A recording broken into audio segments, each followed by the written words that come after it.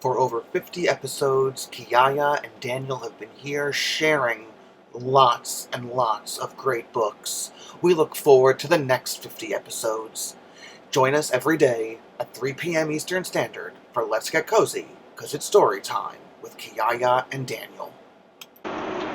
Watson Wednesdays continue today with Chapter 2 of the WATSONS Go to Birmingham by Christopher Paul Curtis, winner of the Coretta Scott King Award and the Newberry Award. Sit back, relax, get cozy, because it's story time with Kiyaya and Daniel. Hi, my name is Donnell Carter, certified personal trainer through National Academy of Sports Medicine, and certified nutrition coach through Precision Nutrition. I'm here today to talk to you about online personal training, the future of personal training right on your phone. We start the week with an overview and progress reports. Following that, we have our calendar, day 3, 4, 5 different workouts. Further in depth, we see exactly what we're doing for the day. Find out more information, contact me. Stories are such an important part of our lives.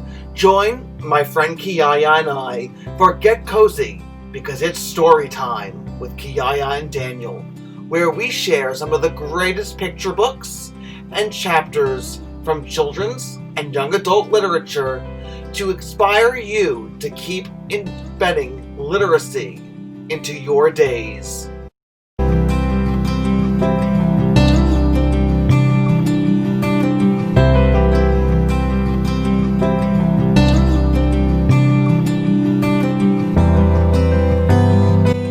I'm Daniel, and Kiyaya and I are here to share this all with you.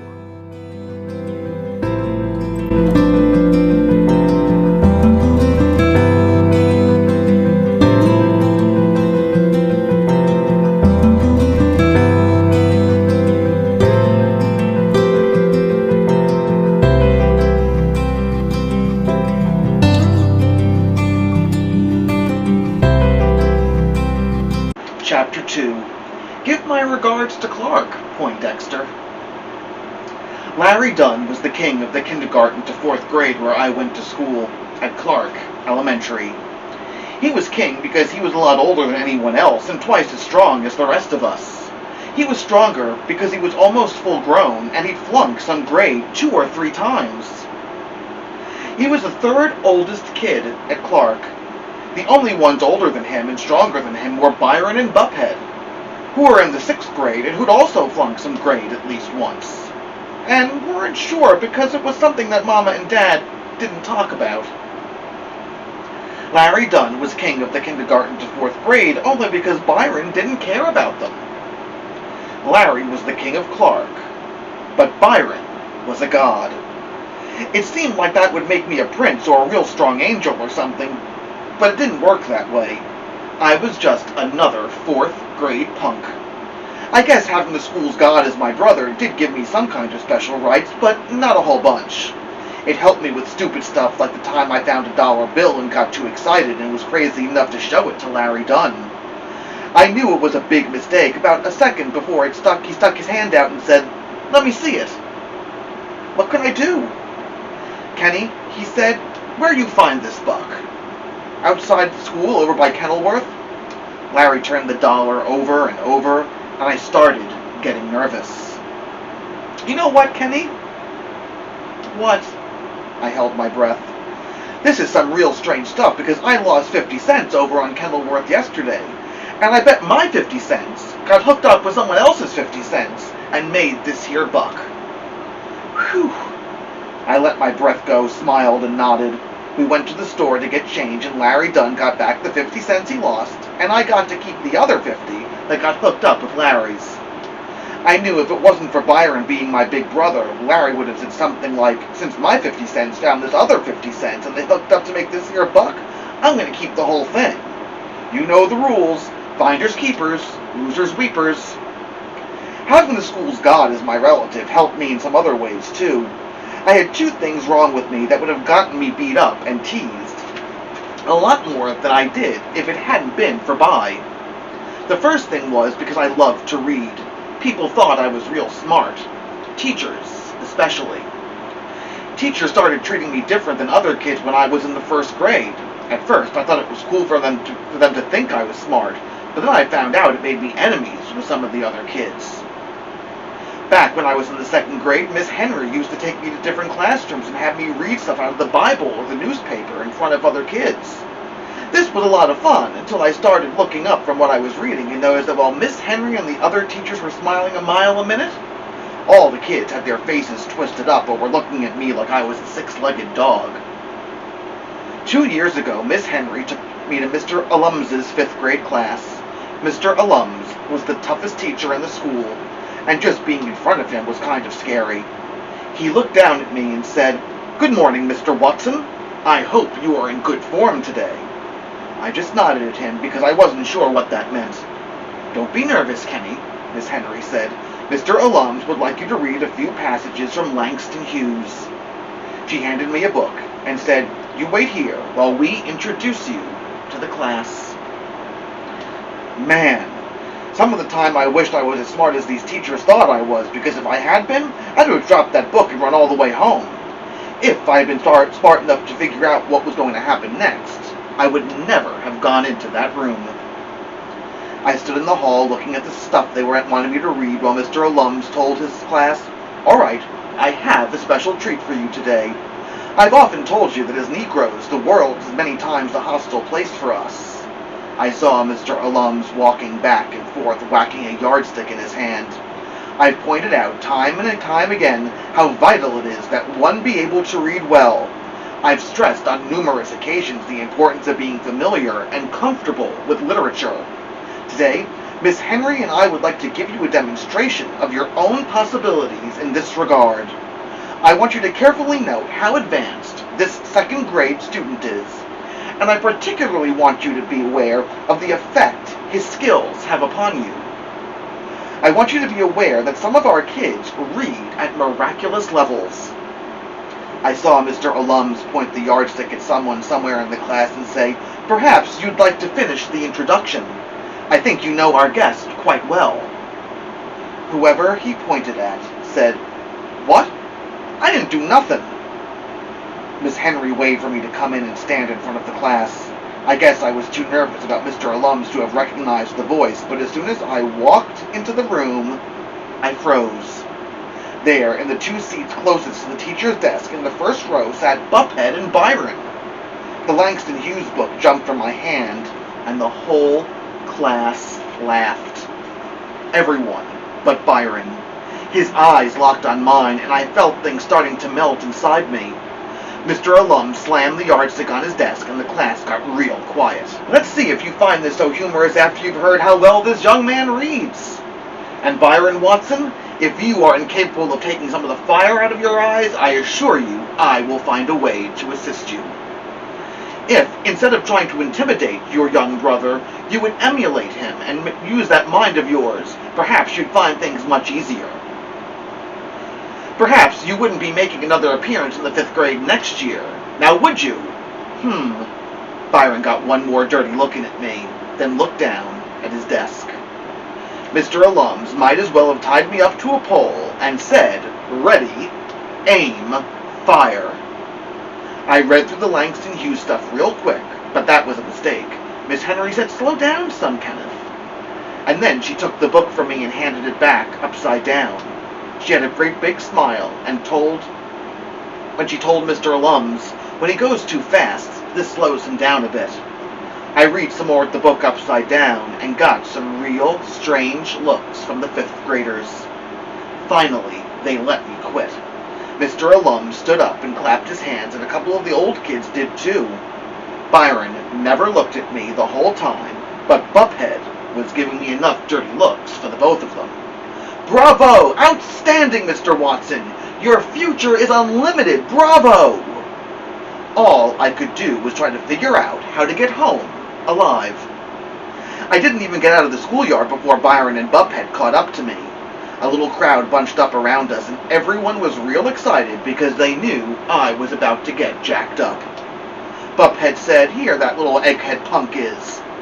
"Leave the little clown alone," Byron said. "It's a crying shame taking him around like a circus freak." He punched me kind of soft in the arm and said, "At least you ought to make him pay you for doing that mess." If it was me, they'd be coming out of their pockets with some folding money every time they took me around. I couldn't believe it. I think Byron was proud of me. When everybody saw Byron wasn't going to do anything to me for being smart, they all decided they better not do anything either. I still got called Egghead or Poindexter or Professor some of the time, but that wasn't as bad as compared to what could have happened. The other thing that people would have teased me a lot more about if they hadn't been for Byron was my eye. Mama said it wasn't important, that I was a real handsome little boy, but ever since I had been born, one of my eyeballs had been kind of lazy. That means instead of looking where I tell it to look, it wanted to rest in the corner of my eye next to my nose. I'd done lots of things to make it better, but none of them worked. I'd done exercises where I had to look that way, then this way, then that way, up and down and up. But when I went to look in the mirror, the eye still went back to its corner. I'd worn a patch on my other eye to make the lazy one work, but that didn't do anything either. It was fun to play like I was a pirate for a while, but that got boring. Finally, Byron gave me some good advice. He noticed that when I talked to people, I squinched my lazy eye kind of shut, or that I put my hand on my face to cover it. I only did this because it got hard to talk to someone when they were staring at your eye instead of listening to what you had to say. Look, man, he told me, if you don't want people to look up at your messed up eye, you just gotta do this. Byron made me stand still and look straight ahead. Then he stood on my side and told me to look at him. I turned my head to look. Nah, man, keep your head straight and look at me sideways. I did it. See? You ain't cockeyed no more. Your eye is as straight as an arrow now. I went to the bathroom, stood on the toilet, and leaned over to look in the mirror sideways. And Byron was right. I couldn't help smiling. Mama was right, too. I was a kind of handsome little guy when I looked at myself sideways and both eyes were pointing in the same direction.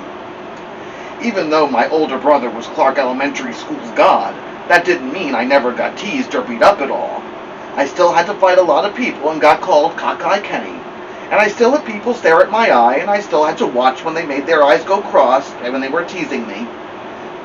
It seemed like one of these things happened to me every day, but if it hadn't been for Byron, I knew that they would have happened a whole lot more. That's why I was kind of nervous about what was going to happen if Byron ever got out of the 6th grade and went to junior high school before I caught up to him. That's why I was going to send off for that book, Learn Karate in 3 weeks, that was in the back of my comic books. The worst part about being teased was riding the school bus on those mornings when Byron and Buphead decided that they were going to skip school. We'd be standing on the corner waiting for the bus. Byron, Buphead, and all the old thugs in one bunch, Larry Dunn, Banky, and all the other young thugs in another bunch, and all the regular kids like Joetta in the third bunch, and me, off to the side, by myself. When we saw the bus about 3 blocks away, we all got in a line, old thugs, young thugs, regular kids, then me. It wasn't until the bus stopped and the door opened that I knew whether Bi and Buphead were going. I hated it when Bi walked past and said, "Give my regards to Clark, Poindexter." Some of the time those words were like a signal for the other kids to jump on me. But the day I stopped hating the bus so much began with those same words. We were all lined up. "Give my regards to Clark, Poindexter," Bi said and disappeared around the bus's back. I got on the bus and took the seat right behind the driver. The days Bi rode, I would sit a few rows from him in the back. On the other days, the driver was the most protection. The bus drove down to the public housing, and after everyone was picked up, we headed toward Clark. But today, the bus driver did something he'd never done before. He noticed 2 kids running up late, and he stopped to let them get on. Every other time someone was late, he'd just laugh at them and tell the rest of us, "This is the only way you punks are going to learn to be punctual. I hope that fool has a pleasant walk to school."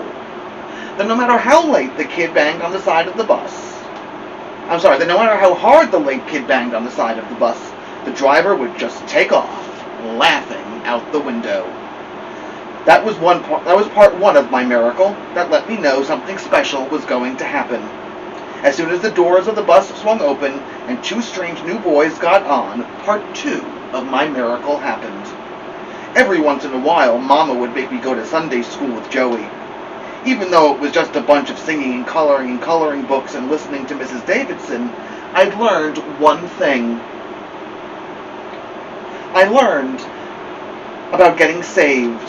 I learned how someone could come to you when they were feeling real bad and could take all of your problems away and make you feel better. I learned that the same person who saved you, your personal saver, was sent by God to protect you and to help you out. When the bigger of the two boys got on the bus late, said to the driver in a real down south accent, "Thank you for stopping, sir," I knew right away. I knew that God had finally gotten sick of me being teased and picked on all the time. As I looked at the new boy with his great big smile, and the jacket with holes in the sleeves, and the raggedy tennis shoes, and the tore-up blue jeans, I knew who he was. Maybe he didn't live a million years ago, and maybe he didn't have a beard and long hair, and maybe he wasn't born under a star. But I knew anyway. I knew God had finally sent me some help. I knew God had finally sent me my personal saver. As soon as the boy thanked the driver in that real polite, real country way, I jerked around in my seat to see what the other kids were going to do to him. Whenever someone new started coming to Clark, most of the kids took some time to see what he was like. The boys would see if he was tough or weak, if he was cool or square, and the girls would look to see if he was cute or ugly. Then they decided how to treat him. I knew they weren't going to waste any time with this new guy. It was going to be real easy and real quick with him. He was like nobody we'd seen before. He was raggedy, he was country, he was skinny, and he was smiling at everyone a mile a minute. The boy with him had to be his little brother. He looked like a shrunk-up version of the big one. Everyone stopped what they were doing and were real quiet. Some of them were standing up to get a better look. The older one got an even bigger smile on his face and waved real hard at everybody. The little shrunk-up version of him smiled and did the same thing. Then they said, "Hiya, y'all!" And I knew that there was someone who was going to be easier for the kids to make fun of than me. Most of the kids were just staring. Then Larry Dunn said, "Lord, today look at the nappy-headed down-home country cornflake the cat done drugged up from Mississippi, y'all." About a million fingers pointed at the new kids, and a million laughs almost knocked them over. Larry Dunn threw an apple core from the back of the bus, and the new kid got his hand up just in time to block it from hitting him in the face. Little bits of apple exploded all over the kid, his brother, and me. The other kids went wild laughing and saying to each other, "Hiya, y'all!" The bus driver jumped out of his seat and stood between the new kid and Larry Dunn. You see how you kids is? This boy shows some manners, and you respect him, y'all. And some respect, and y'all want to attack him. That's why none of y'all's ever going to be nothing." The bus driver was real mad. "Larry Dunn, you better sit your ass down and cut this mess out. I know you don't want to start panning on folks, do you? Not with what I know about your mama." Someone said, "Ooh," and Larry sat down. The bus was real quiet. We'd never seen the driver get this mad before. He pushed the two new kids into the same seat as me and told them, "Don't you pay no mind to them little fools. They ain't happy lest they dragging someone down." Then he had to add, "Y'all just sit next to Poindexter. He don't bother no one." I sat there and looked at them sideways. I didn't say anything to them, and they didn't say anything to me. But I was kind of surprised that God would send a savior to me in such raggedy clothes.